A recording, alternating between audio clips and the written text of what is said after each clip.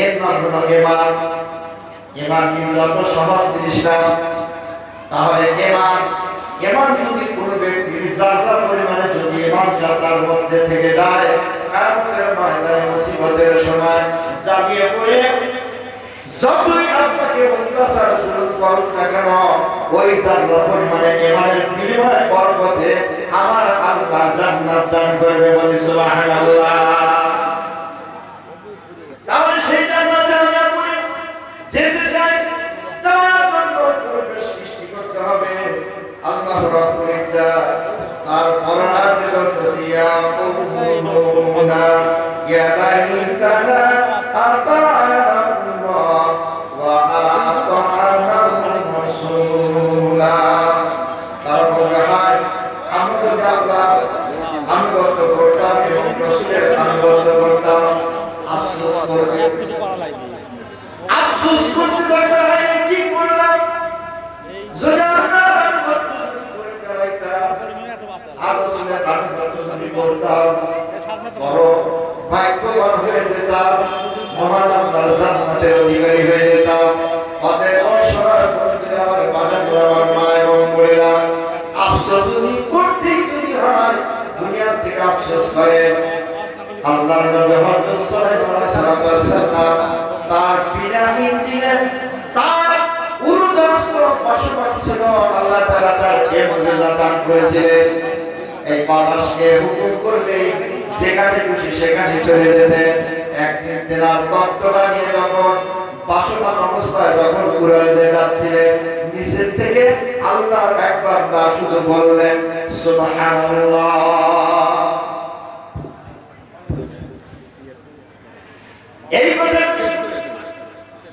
এই কথাটা যখন বললেন, বলার সঙ্গে সঙ্গে হযরত সাল্লাল্লাহু আলাইহি ওয়াসাল্লামের এই তত্ত্ব, এই উড়োজাহাজ, এই বসমান জাহাজটা ধীরে ধীরে করে যখন নিচে চলে আসলে, আল্লাহর বান্দা বড় আফসোস করে বলতে যায়, কি নাকি বলছি, আর এই জাহাজটা আমার দিকে সর করে চলে আসে, কারণ কি ব্যাপারে?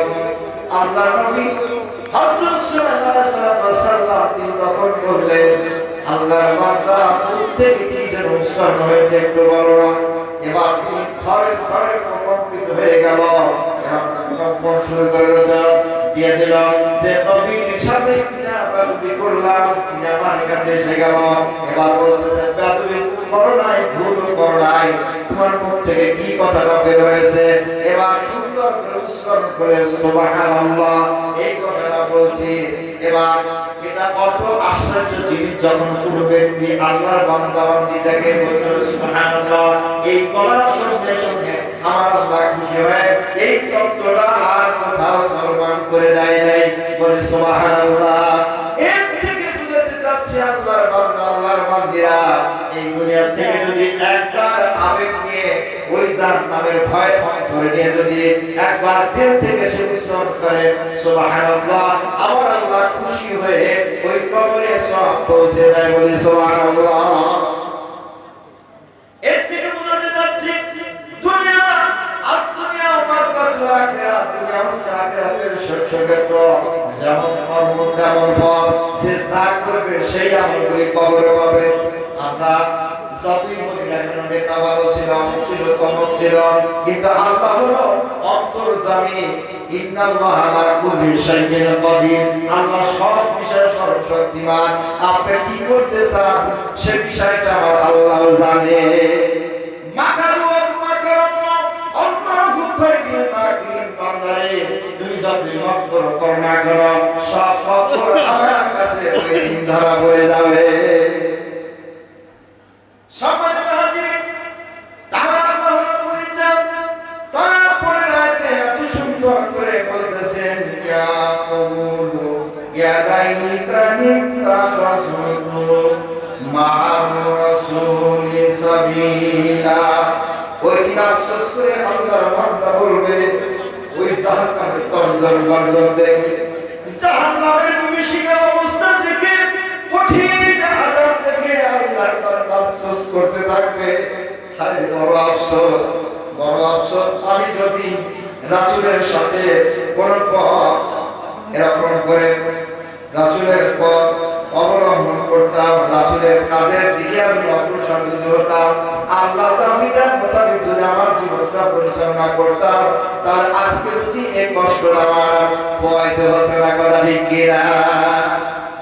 আল্লাহর বান্দা আমার বান্দিরা একটু চিন্তা ভাবনা করে দেখেন, আমি যখন মরে যাব আমার স্থানটা হবে কবর। যদি দুনিয়াতে কবর যদি নাও দেওয়া হয়, পচে গেলে আপনার ওই দেহটা একদিন না একদিন মাটির সাথে মিশে যাবে। বলা ঠিক কিনা?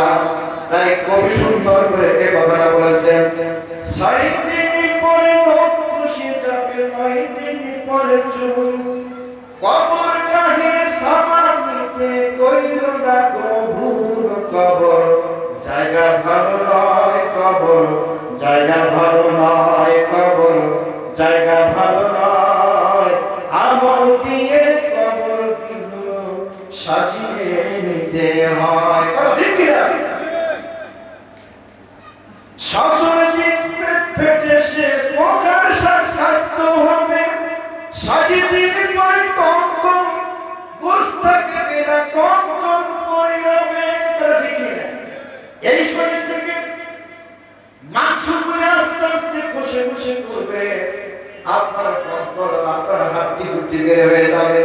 তারপরে করে আরো বলছেন, 90 দিন পরে হাড়গুলো সব আলাদা হয়ে রয়, কবর জায়গা ভালো নয়, কবর জায়গা ভালো নয়, কবর জায়গা ভালো নয়, আমল দিয়ে কবর গৃহ সাজিয়ে নিতে হয়।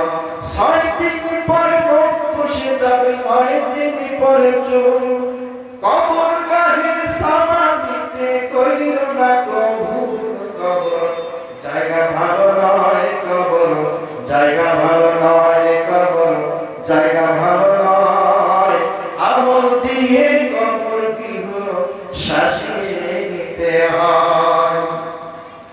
দেহের চেয়ে অহংকার লোক লালসা করে, হিংসার জন্য বিবিধ হলো নফসের কারণ, আমার কারণ সব হারিয়ে, আমার কারণ সব হারিয়ে পরিণতি পরিচয়, কবর জায়গা ভালো নয়, কবর জায়গা ভালো নয়, কবর জায়গা ভালো নয়, আমল দিয়ে কবর গৃহ সাজিয়ে দিতে হয়। বলা ঠিক কিনা?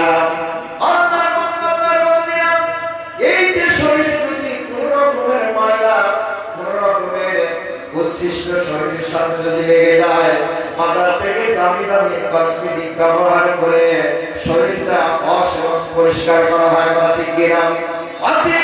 ওই কবরে এমন এক জাতীয় পোকা, এত নরম পোকা পায় পড়ার সাথে সাথে মিশে যায় বাজার, সেই পোকা শরীরের মধ্যে কি বের করবে? কথা ঠিক কিনা?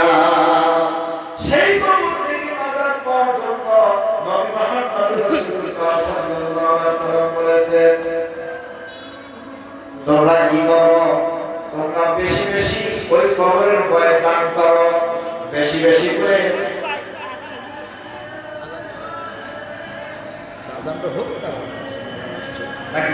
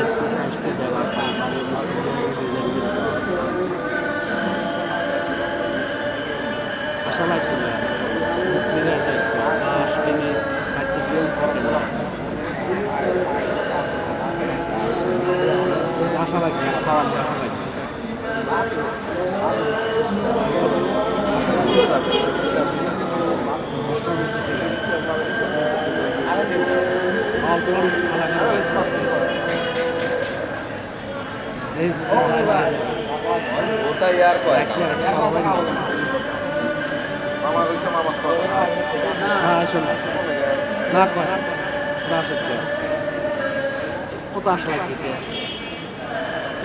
ওটা কি দেখতে আসবে মুখ তুলে আসবে তুমি কি মেলা কষ্ট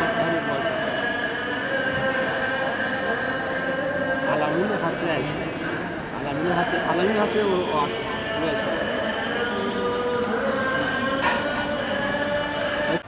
যে কথাটা বলতেছিলাম তাহলে আমাকে আপনাকে এক সময় ওই কবরের আশা মিশে যেতে হবে নেক আমল যদি না করা যায় ওই কবর থেকে আমাকে আপনাকে ওই সঠিকভাবে স্মরণ করা হবে না অতএব কবরে যাওয়ার পূর্বে আমাকে প্রস্তুতি নিয়ে যেতে হবে বলা ঠিক কিনা যারা শ্রেষ্ঠ পয়গম্বর মুসা আলাইহিস সালাম তিনি একদিন আলোচনা করতেছিলেন সেনার উম্মত এসে বললেন আল্লাহর নবী আপনি মহান সৃষ্টিকর্তার সাথে প্রতিদিন কথোপকথন করে থাকেন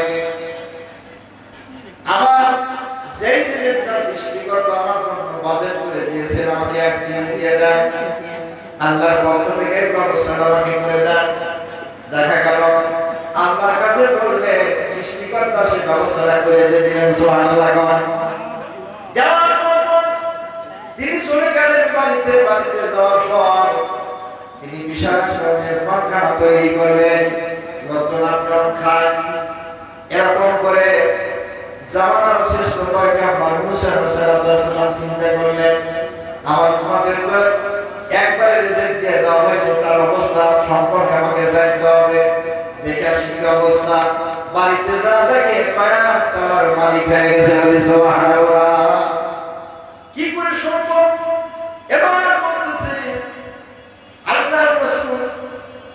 আল্লাহর রাসূল যে কথাটা বলেছেন দান করলে এক দান করলে 10 এরকম করে 10 দান করলে 100 যে যত দান করবে সেই পরিমাণে সওয়াবের অধিকারী হয়ে যাবে ওই সম্পদের অধিকারী হয়ে যাবে অতএব আপনারা বেশি বেশি করে দান করবে তাতে কামিয়াব হয়ে যাবে ইহকাল এবং পরকাল বলে সুবহানাল্লাহ আল্লাহ আমাদের সবাইকে তৌফিক দান করেন এখনই পবিত্র ইশারা আদান হবে আলোচনা করতে গিয়ে ভুল যাওয়াটাই স্বাভাবিক আমার আলোচনার বিষয় ছিল যে মানুষ মৃত্যুর পরে 9 জায়গায় আফসোস করে কিন্তু ওই আফসোস কাজে লাগবে না যদি মানুষ দুনিয়া থেকে একটু আফসোস করে এটা আখিরাতের জন্য একটি সওয়াব হবে সুবহানাল্লাহ আল্লাহ তাআলা এই আফসোসটুকু নিয়ে আমাদের সঠিক মুসলমান আল্লাহ রাসূলের ফরমান অনুযায়ী যেন আমরা আমাদের জীবনটা পরিচালনা করে দেব এরকালে শান্তি পরকালে মুক্তি আল্লাহ এই জাতীয় কোরআনে করেছেন চুক্তি আমরা যদি করতে পারি সেই কোরআন ভক্তি তাহলে আল্লাহ আমাদের জান্নাতে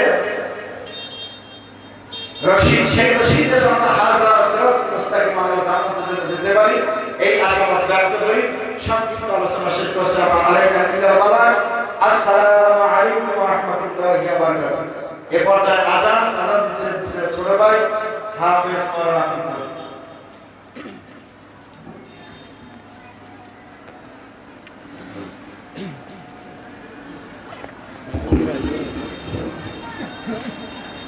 Allahu Akbar Allahu Akbar